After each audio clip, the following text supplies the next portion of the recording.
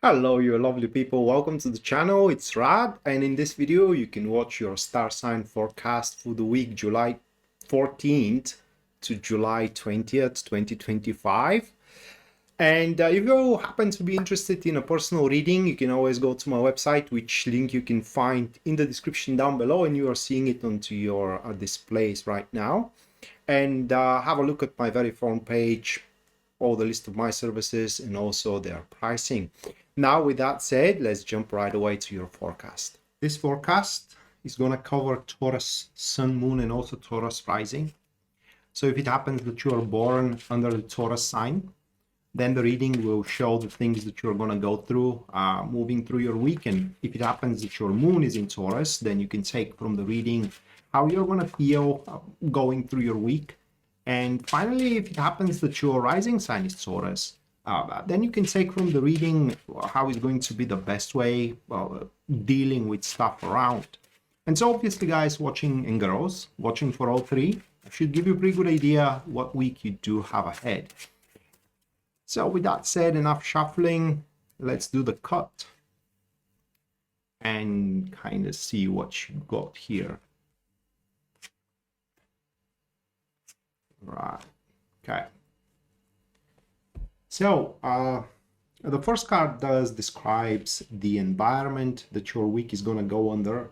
And we do have a 10 of Cups for your environment. It's obviously one of the best cards here because the very least it kind of shows that you will have no problems going through your week whatsoever. I mean, there are going to be problems that are infesting your situations, but you personally, those difficulties and those problems are not going to touch you. They're just going to fly by, being unnoticed or leaving you unnoticed. And you will not going to have to, clash with them.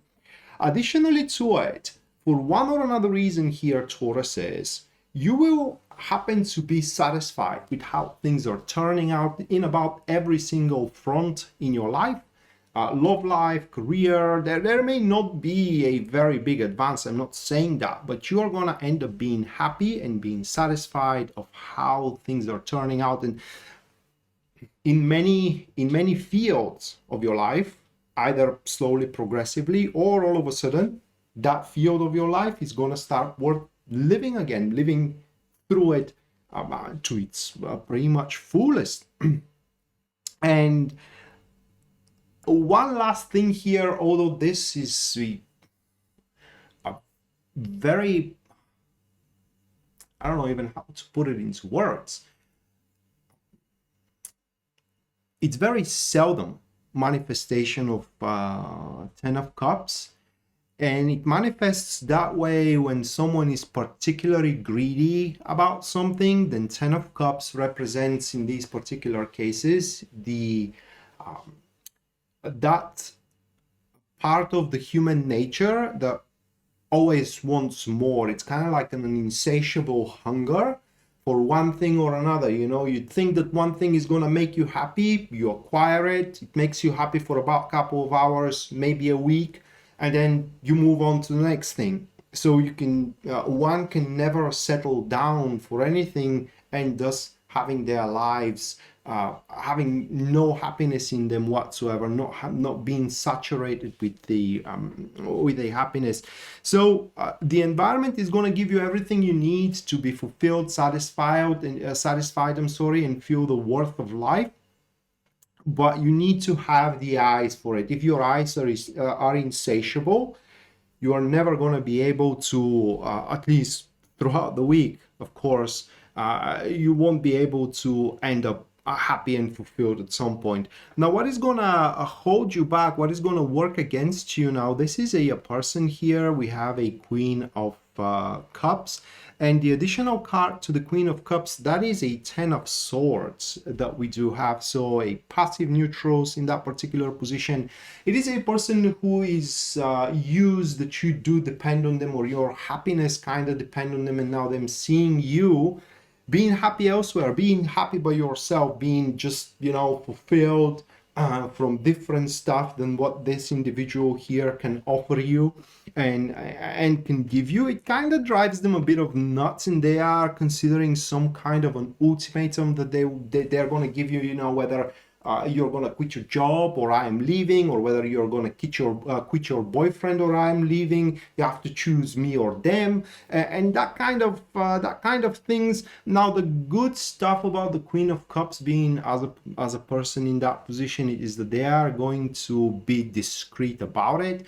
So the hustle is going to stay just in between you two, but other than that, they're going to give you really hard time, because usually these people, they are very entangled with anyone's plans, and in that particular case, in your plans, Taurus, and it will be very hard to pretty much put them aside. So at least to a certain extent, you will just have to go by with their whinings, unfortunately, and maybe to a certain extent you're going to have to live up to the ultimatum that they are going to give you.